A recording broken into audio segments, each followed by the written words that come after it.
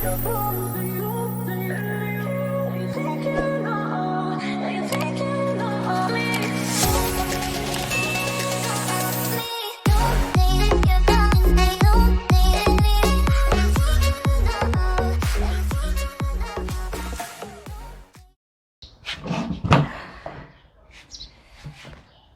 guys, welcome back to another exciting episode of Notorious Natasha. If you're new here, welcome and hello. And if not, welcome back. I'm so excited you made it back. I'm super grateful. Okay guys, first I think I need to formally give you guys an explanation as to why I did not post for the past 2 weeks. So I was sick. Yeah, I was ill. I was not feeling well for 2 weeks. I was down. But guess what? Story for another day, because it's got a lot of backstory to it. But anyway, let's get into today's video. If you haven't seen episode 1, go back and see, because it's like a whole series and you need to understand where all of this is coming from. So go back, watch episode 1, then come back, like, share, subscribe, and watch episode 2. Okay guys, let's get into this video. So as mentioned in my previous video, I moved to a different school, and yeah, I changed my whole environment. My environment changed. I was in a whole different area. I shifted from Chelston to 6 miles because I was living with my mom's older sister now, one of my aunties. So yeah, moved there, and at this point, the new school I'm at, I made new friends, new relations. It was just amazing. And yeah, this was where the solidifying of becoming one of the guys just was me being at a core school, at a much bigger school, and there's many more people, and it was just me sinking my teeth into becoming one of the guys, which was amazing. I was always seated in the boys' corner. I was just part of the guys. My class teacher would always, every time yell at me like, Natasha, can you go back to your seat and figure your shit out and sit at the girl's side? But I never worked until she gave up. So this is where me being one of the guys was just the thing. I was the G. And it was in this very moment that the middleman was born. So this is around 4th, 5th grade, right? And everybody else is catching feelings and whatever, and I'm the middleman and I'm making my money. If anybody knows anything about me, is that me, I'm a businesswoman. Me, I will make my cash. So to like spread these little notes around and send them to the specific person they are going to, like person A tells me take this to person B. To do that transaction, I was charging 1 kwacha, which by then was 1,000 kwacha, and which had a whole lot more value, trust me. So I was a bowler. I was bowling and I was making my money. Being middleman was proving to be something, was like a worthwhile business for me. Like at the end of the day, I will have a lot of money that I didn't even bother my mom for cash for lunch or break. Not that I needed to, because she always made sure I packed like extra stuff, right? Which was also like kind of a funny situation, being the middleman and being one of the guys. It was just like, how? Because I think at this point, subconsciously, my mom knew that this girl, it's not straight. Something is not right. So she would always, like, every time, she made it her mission, every freaking morning, she would comb my hair, put bows and bands and pins and clips, pink bag, pink juice bottle, pink lunch box. She made sure I looked like the girliest girl, only to go behave like one of the guys. But anyway, so fast forward, being one of the guys and whatnot, I had a crush. The guy, one of the guys, I had a crush. It was just insane. It was an insane experience for me also. I'm like, wait, I like a guy, but I'm one of the guys. So it's just like, what's happening? But it didn't help that when everybody else was getting their boobs, was getting deep voices, was growing pubic hair, people was just like, next. When it came to my turn, I was flat-chested, as flat as they come. No sign, no nothing, no hint, no there's nothing. Anyway, it was pretty easy for me to get to like my crush, the guy that I liked at the time. Let's call him Max. Let's call him Max. The guy I liked at the time. It was pretty easy for me to get to him because I'm one of the guys, so it's easy to interact. Like, what's up, my guy? What's going on? What's what? So we became like really close friends and whatever. We'd walk back home together. We'd chill. We'd hang out. And then in this whole little friendship dynamic that was going on, but Max confessed to us that can she has a crush on my best friend.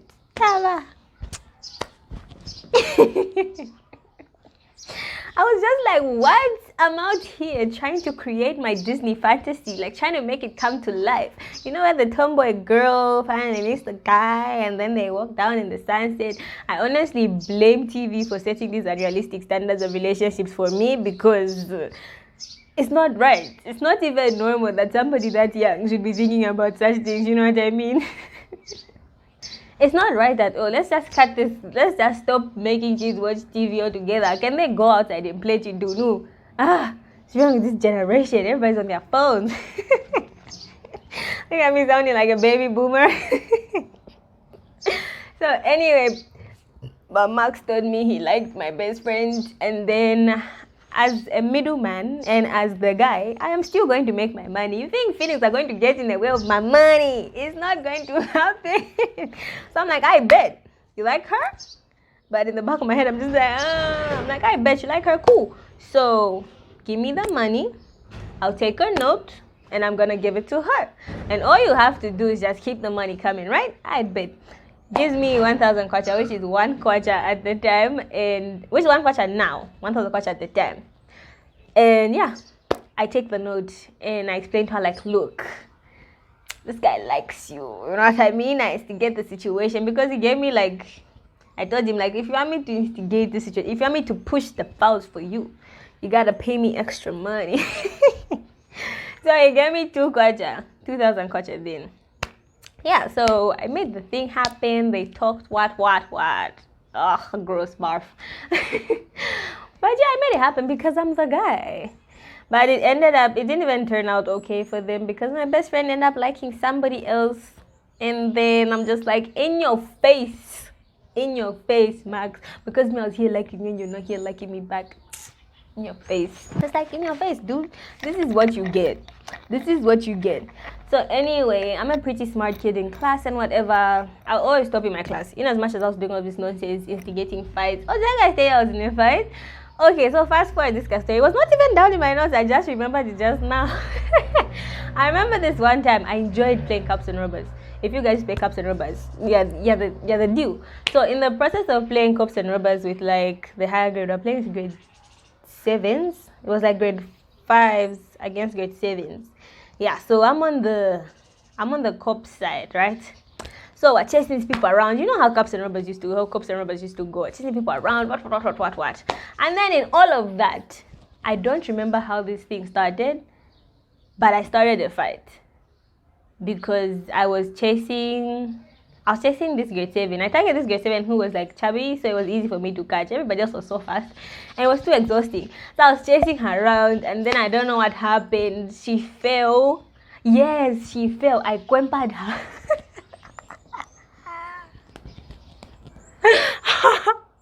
That was so mean. I'm so sorry if you ever watched this video. Guys, she was running and then I quempered and then she fell. That's where the fight started from. Then we started physically fighting, like quempeling on the ground and everything. And in the same process, I broke my arm. Like I twisted these bones here, just like came out of their location and twisted. It was a whole thing. It was a ish. My mom was upset. She came to shout at the school. How can you be letting the older kids play with the younger kids? Hey, shine. It was a whole thing. Of course, I didn't end up getting into much trouble, but everybody, like all the other guys, were just like, hey, Natasha. Oh, Natasha said, did you see? She quempered the guy. Oh, guy. Everybody's tapping my shoulder. I'm just like, give me my props. Give Caesar what belongs to Caesar. Me my applause where it is due because me, I'm the guy. So that gave me like a fame streak for a bit. I was famous for grade 7 and what. So anyway, fast forward, topping my classes, being the G, you know, I'm street smart and I'm book smart, you know what I mean? So it's just like I was in my prime. I was doing the absolute most. So anyway, went back home sometime. That was when I was in 5th grade. My mom is just like, oh, you're really doing good. Like, your report cards are coming back well and whatnot. You're pretty smart. Do you want to skip to the next grade? And I'm like, wait, skip to grade 7 and not go to grade 6? She's like, yeah, would you like to attempt? Like, if you fail, it's okay. You know, you can just go back. It's not a big deal and what. And I'm like, all right, cool. That even makes me cooler. Like, first of all, that gave me so much credit. I'm just like, ish, guys, you guys are going to grade 6. Me, I'm going to grade 7. You guys are going to go learn grade 6 things. I'm going to be learning grade 7 things. I'm going to be a grade higher of you guys now. Anyway, so I had to switch schools because when you're in 7th grade, I'm not sure if that's how the system still works. When you want to be picked, when you want to be one of the first people to be picked to go to a certain school, you have to be at a government school. Like, your chances of being picked at a really good school are heightened when you're at a government school. So I made the switch. And now the only issue was at this government school, that's where my mom used to teach. She didn't want to take me to the other government school. She's just like, no, I need to be monitoring her because she's just in grade 7. She made all of these excuses, and I didn't want to be at the same school, but it just had to happen. I had no say. It was going to happen either way. So I made the switch. I'm at her school, but the thing, I said, okay, fine. I'm going to go to your school instead, but I'm not going to be in your class. So there are 2 grade 7 classes, which is a basic school, so there's like a whole lot more people. This is something well known. So there's 2 grade 7 classes, so there's grade 7 A and B, and I was just like, I'm going to grade 7 B because I'm not going to be in class with you, dealing with your crazy sis. So yeah, I was in the other class, and then everybody was put in a certain, there was a seating arrangement. Like, in private schools, everybody just sits everywhere, and the teacher just gets to know who's the smartest and who's the what. But in this government classroom, it was like far left, there was guys that were struggling, and then in the middle, there was like those that, you know, they're there, but they've got their moments for passing and not passing. And then far right is where the smart guys were. It was like, these ones bull back, come rain, come sunshine. They're clearing the exams. So when I entered the classroom, I was put in the middle to say, let's see where you go. If you're going to go left or you're going to go right.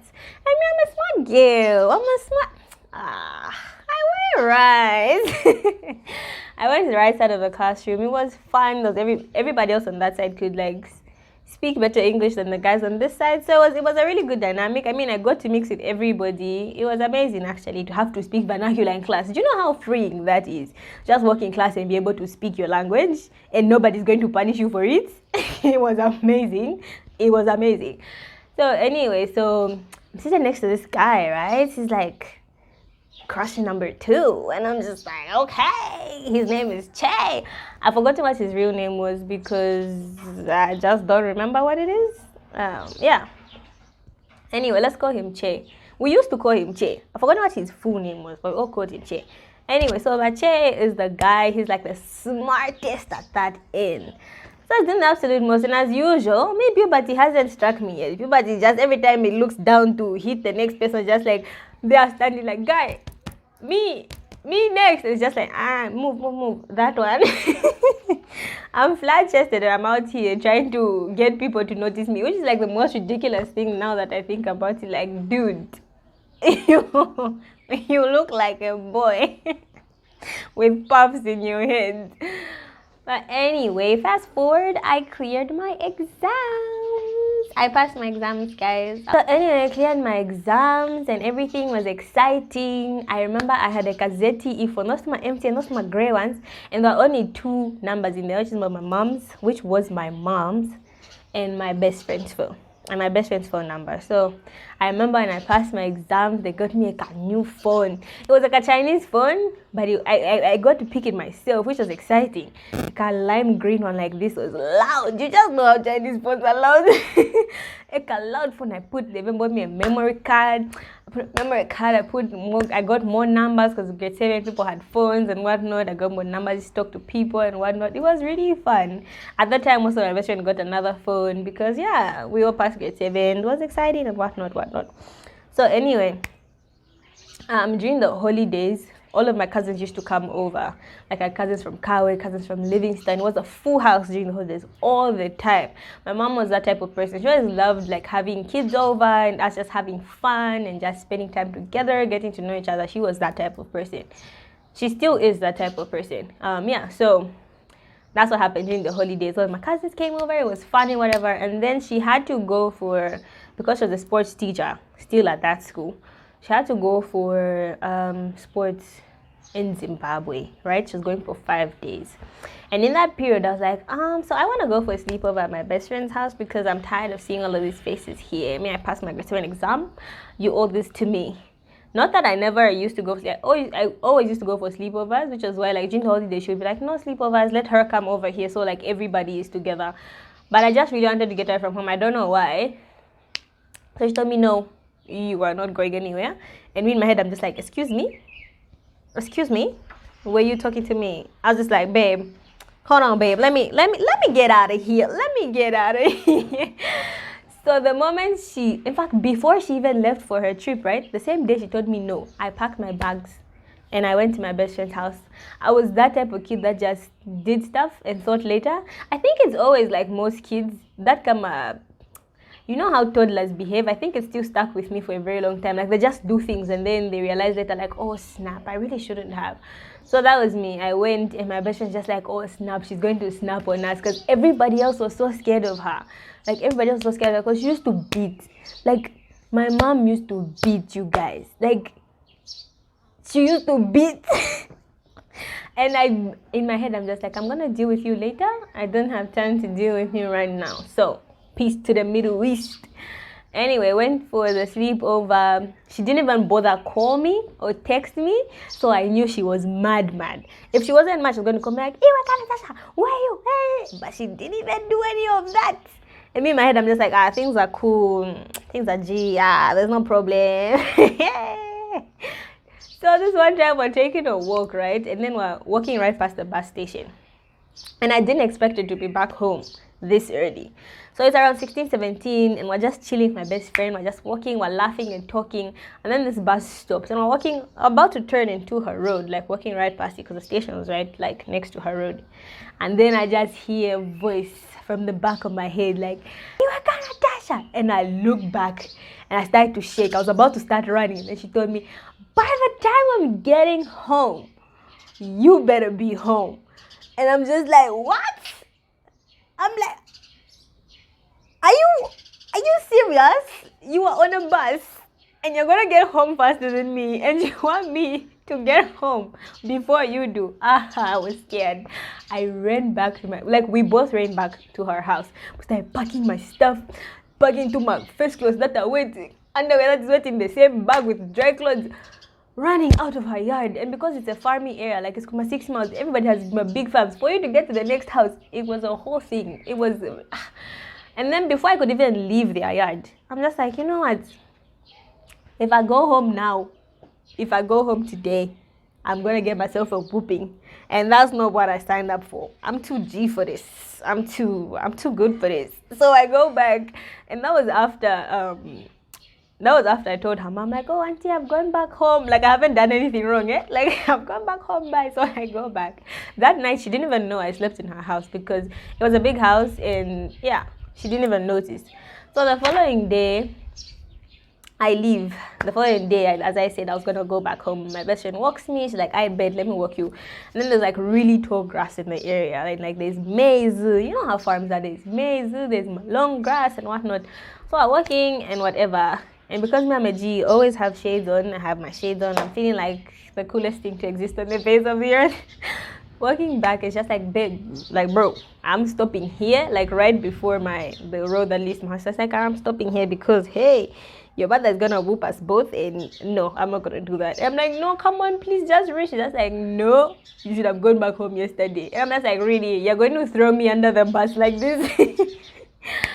Anywho, so I'm walking home. So because it's a farmy and hilly area, when you're at my house was on the hill, you can see like the people that are down.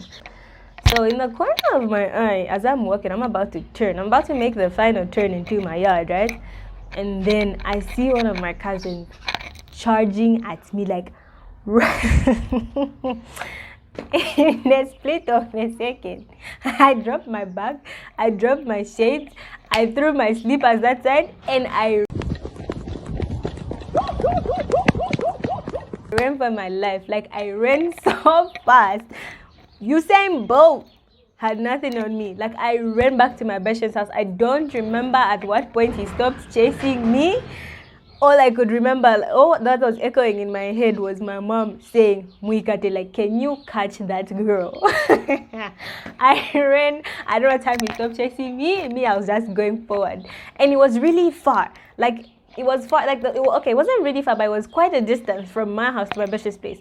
And I made it back to her when she had just entered her house and she was walking back. I was just like, you know what, I'm not going to do this. I'm not going to get my ass whooped. I had left all of my clothes that side, so I did not. I was going to change. And then her mom was just like, wait, you're back? What happened? And then this was when now I had to tell her everything. Like, she was looking at me like, this kid just really like trouble, don't she? So the very evening, that was like around 18, 19, she drove me and my best friend back to my house, right?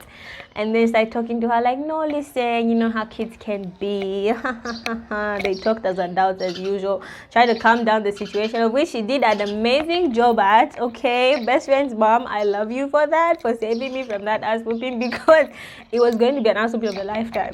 Because there's no way somebody that young is already defying such type of laws in their right mind. So I go home, they left and everything was okay. She just sat me down like the following morning. That night she just let me be. I was just, expecting when I meet her in the past, I'm just like, I'm about to get beaten. Like, I was just waiting for it and it didn't come. So it was shocking, like, is this some reverse psychology type of shit that's going on here? But anyway, she sat me down the following morning. She's like, listen, kid, okay? When I tell you to do something, you're gonna do it. And I was just there like, are you ever going to do this again? Fast forward, election time. This for me and my household, this was like the most exciting time. Because I grew up in a house where everybody was for SATA. Everybody was PA from as far as I can remember. So election time was really exciting time in my house. So at this time, it's the three of us now staying in my house. Me, my mom, and my cousin who had come to live with us. So this was the time Rupiah Banda and SATA were going head to head. They were like the leading competition, like they were butting heads. So around 12, I remember they announced the results early that year because they didn't want confusion, they didn't want people to die. Anyway, so they announced the results at 12 and SATA won. Finally, after years and years of this man's hard work, he finally won the freaking elections. He was the president of Zambia, and it was super exciting, guys. Like in my house, personally, it was the most exciting thing. We were up on the chairs, dancing, playing loud music, excited, and at around 16, 17, my mom was just like, kids, lock the door. I'm going out, okay? So stay safe, okay? There's food in there. There's TV. Just keep yourself company. And when I'm back, open the door. I bet. Don't open for nobody else if it's not me. You know how those rules go. Like, sure, she's just leaving. Me and my cousin even also as we start getting dressed. Put eyeliner. Guys, I just want you to keep the fact in mind that I still have a flat chest. Puberty, I was screaming at puberty to hit me. It's just like, mommy, when did I go side first? Keep in mind I was still flat chested as hell. At this time, I'm embracing being girly. Because I think it was because I had my cousin over, like, who was female. She was doing all of these things and she would look pretty. And I'm just like, I want to do that too. I want to look pretty. Before it was just like I wear baggy shorts and a baggy t-shirt and I won't care and I wear boys' shoes or whatever. So I was just like, oh, cool, this looks fun. I want to do this. So our mom sprayed it all over ourselves. So we locked the house and we both like had 100 kwacha between us, of which by then was money, you guys. Not now you go and buy 100 kwacha, you come back with one thing. No, it was the nearest shop, which was Yellow Shop. And Yellow Shop was like they'll sell groceries on one end and they'll sell alcohol on the other end. So everybody's just excited. You meet people and everybody's just like, yeah, the winner, we won. They hug you. You just show love to each other. And we finally reached Yellow Shop. And we got there and we bought alcohol. We were well underage. We were well underage. And I think everybody was just excited and already drunk. You know how it is around election period. People behave as if they're mad. Oh, we stayed there for a bit. It started happening. Just at 16, 17, going to 18. It started happening. People started coming at Cello shop. Everyone was just screaming, hey, power! And one person was screaming, power! Everybody else was like, power! It was a party. There was a whole party going on. Me and my cousin just having the time of our life. Our kids hanging out at some bar of some sort, just jamming and vibing. And then I pull out my Chinese lime green phone and I look at the time and it's almost 19. I'm just like, yo, we got to go, because if this woman comes back before we do, it's going to be havoc. We are going to be grounded. So we pack up the remaining bottles. I think we had like 4 or 5 bottles left. Put it in my pink backpack. And start walking back home. And the whole way, because you know what, kids, our system can't really take alcohol. We are already drunk from like 2 bottles. So I'm walking back home and we're laughing and we're just like, oh my God, did you see how that man was dancing? We die and we're walking back home. And then as we're approaching our house, we see a car behind us. I'm just like, shit, we are about to get caught. And then as it's approaching, because it's like a farming area and the people have maize, this side there's long grass, I just push my cousin in the maize and I also follow her there. As she fell down and she's just laughing on the ground. And the car passed and it wasn't our mom's lights, were crystal lights. And you know that really bright, they'll literally light up the whole road like really wide. You know how most cars light up like this? Hers would light up the road like really wide. So it was like, that's definitely her. The alcohol in the system exits instantly. We are not drunk anymore. We have not drank any alcohol. We ran up a freaking hill. We didn't even go the main route because we knew we were going to take too much time. We walked in the middle of the field, like in the middle of our landlord's field, because they had a huge piece of land and they just used to plant maize there. We ran in the middle of that. And what was funny is that there used to be snakes. Like, we used to kill snakes almost every day in that area. Did we care? Katende. Reach the door, open, quickly, the keys are falling. It was just something else. Hurry up, the picture. She's almost here. Enter the house. We had to enter the house and then lock the doors all over again and the grill door. Her car is literally coming. We're just you know that James Bond moment, like your time is running out, you need to get this done. We lock the doors, run into the toilet now to wash our faces and brush our teeth. And she's knocking on the door. She's like, yo, open up. In my family, you can't hear me. Are you guys sleeping? And then we change into our night dresses. We wipe ourselves down so that we should smell of the perfume and any alcohol and whatever. And wear our night dresses and then we open the door like, we slept. And better, she fell asleep. And that was how we survived. How I survived another ass whooping as the G that I am. Guys, that's the end of episode 2.